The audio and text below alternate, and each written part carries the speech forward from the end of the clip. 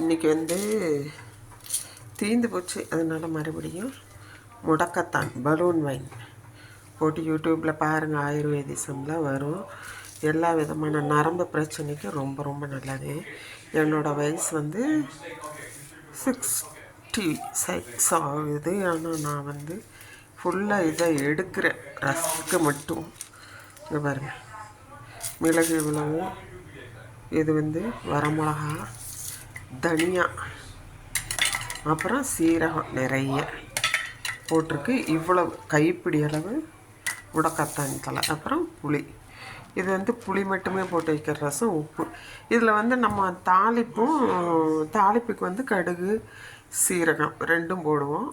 கூட வந்து பெருங்காயத்தூள் ஸ்ப்ரே பண்ணுவோமே தவிர தக்காளி தேவையில்லை. வேணுங்கிறவங்க பிரியப்பட்டால் போட்டுக்கலாம், தக்காளியே தேவையில்லை.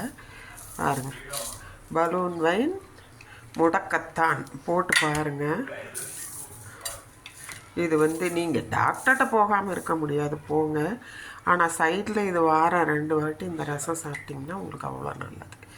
இது வந்து ஒரு மாதிரி துவர்ப்பு சுவையாட்டம் இருக்கும். ஃபஸ்ட்டு வரமிளகாய் போட்டுக்கலாம், அப்புறம் தனியாவை போட்டுக்கலாம், அப்புறம் சீரகம், மிளகு எல்லாத்தையும் ஒரு டைம்லேயே நான் வறுத்துருவேன். ஏன்னா நம்ம குவான்டிட்டி ரொம்ப கம்மியாக தான் பண்ணுறோம். அதனால இதே எனக்கு வந்து 2 மாதத்துக்கு வரும்.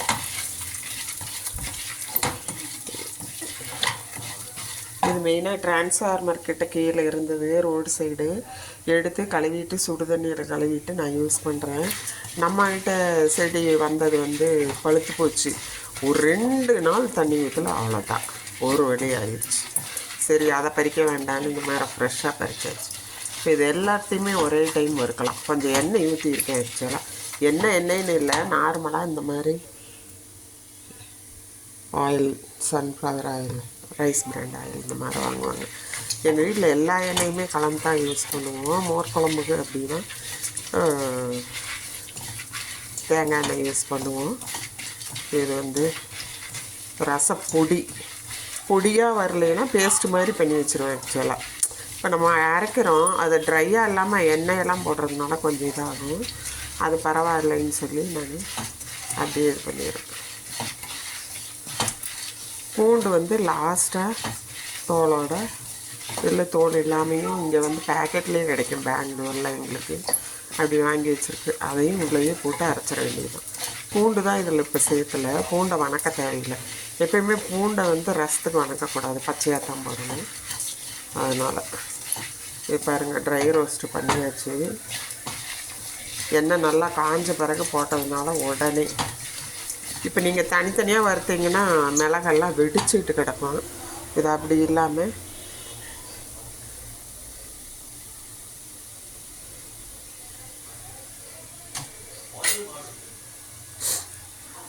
புளியும் போட்டுக்கிட்டோம். போட்டுட்டு எல்லாத்தையுமே ஒரே இதாக ட்ரை ரோஸ்ட் பண்ணியாச்சு. இப்போ வந்து ஆஃப் பண்ணிவிட்டு நான் இந்த இலையும் உப்பும் போடுறேன்.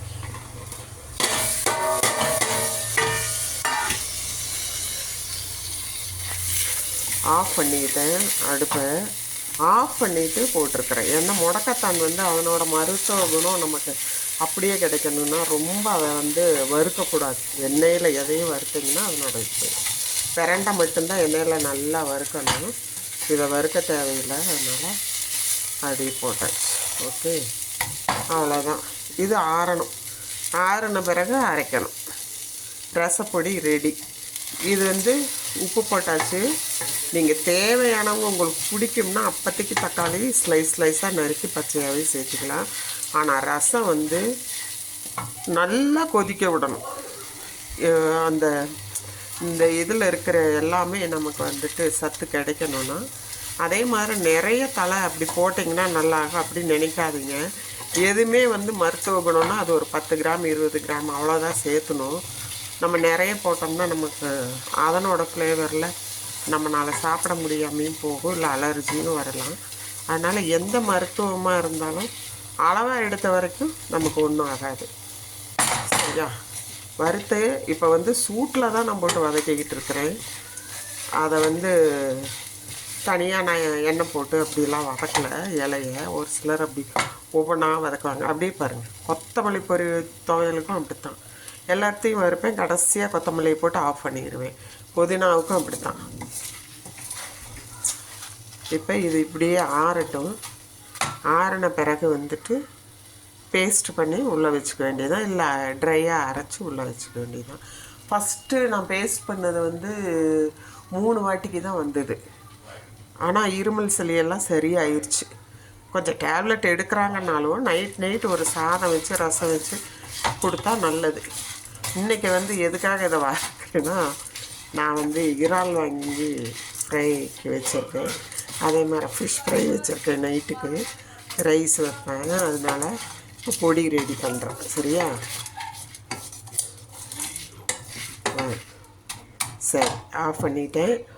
இதை பார்த்து செய்து வச்சுக்கோங்க. நீங்கள் யாராக இருந்தாலும், வேலைக்கு போகிறவங்களாக இருந்தாலும், பேச்சுலராக இருந்தாலும், யாராக இருந்தாலும் ரசம் வந்து நீங்கள் இப்படி காலையில் ஒரு சாதம், இல்லை நைட்டு வர்றீங்க, ஒரு சாதம் வச்ச உடனே உடனடியாக இந்த ரசம் வச்சுக்கோங்க. ஓகே.